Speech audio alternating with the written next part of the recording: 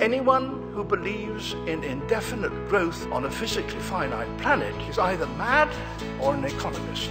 We don't want to focus politics on a notion that involves the rejection of principles around which a large majority of our fellow citizens organize their lives. We are not as endlessly manipulable and as predictable as you would think.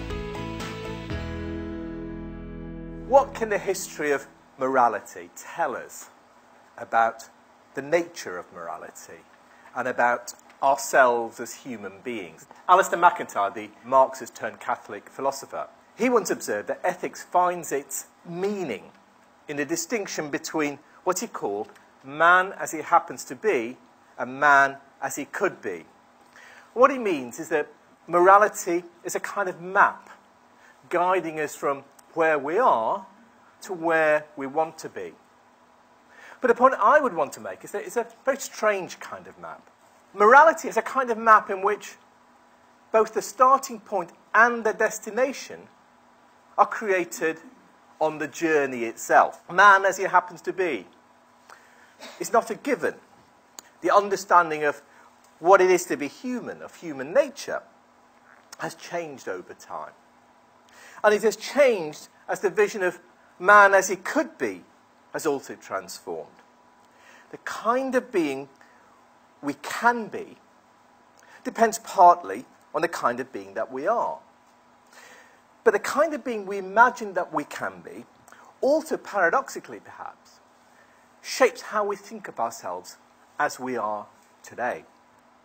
And you can see that if you look at the way that morality has changed historically. In the pre-modern world, morality grew out of the structure of the community, a structure that was a given. But few people entertained the idea that it was possible to collectively change society by will.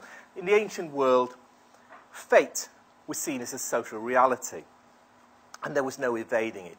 Human life was defined by the inevitability of death, by the universality of sorrow and of suffering, the tragedy of being answerable to one's actions and yet imprisoned by fate.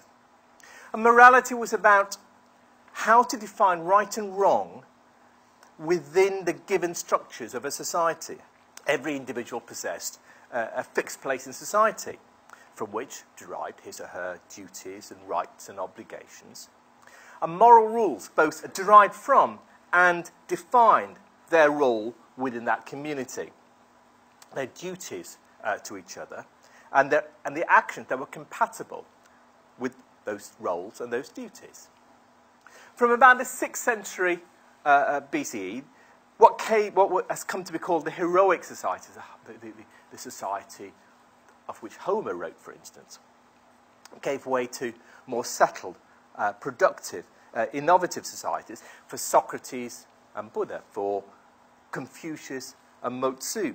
The starting point of moral discussion was the idea of humans as, to some extent at least, as rational beings. All, to a greater or lesser degree, looked to reason as a means of finding answers in a world that was constrained by fate, an argument perhaps taken furthest in the ancient world by Aristotle. The gods of the ancients were not wise and judicious like the later gods of Islam or Christianity or Judaism.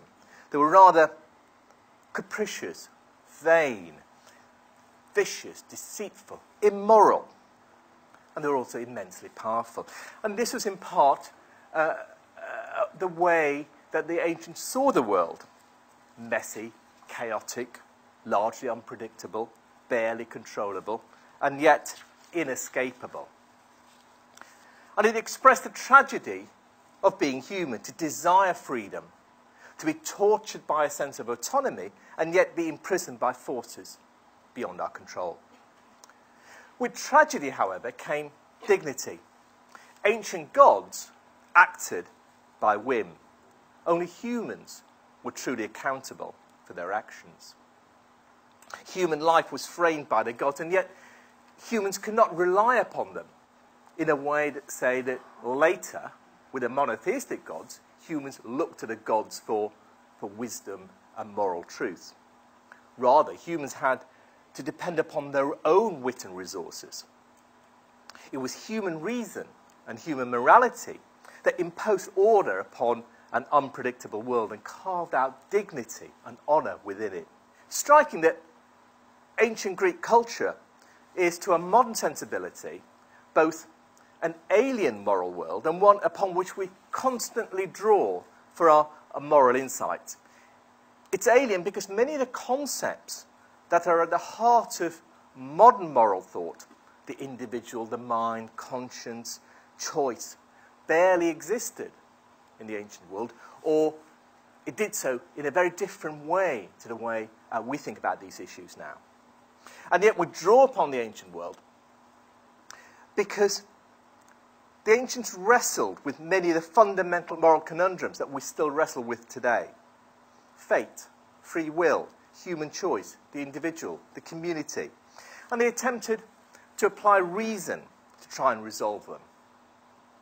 The coming of monotheism, of Judaism, of Christianity, of Islam, transformed the vision of human nature and the character of moral thinking. For the monotheist, there was, of course, but one God, all-powerful and constrained by nothing.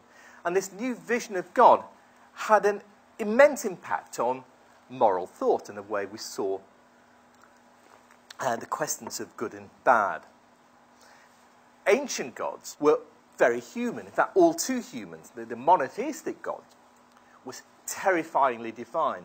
There's a chasm between the human and the divine world, which comes with monotheism, that simply did not exist in the ancient world. I always think about that passage in the Bible where Moses first meets God and God says, "Draw not near me." And that sense that humans must not approach gods in that way was something entirely new.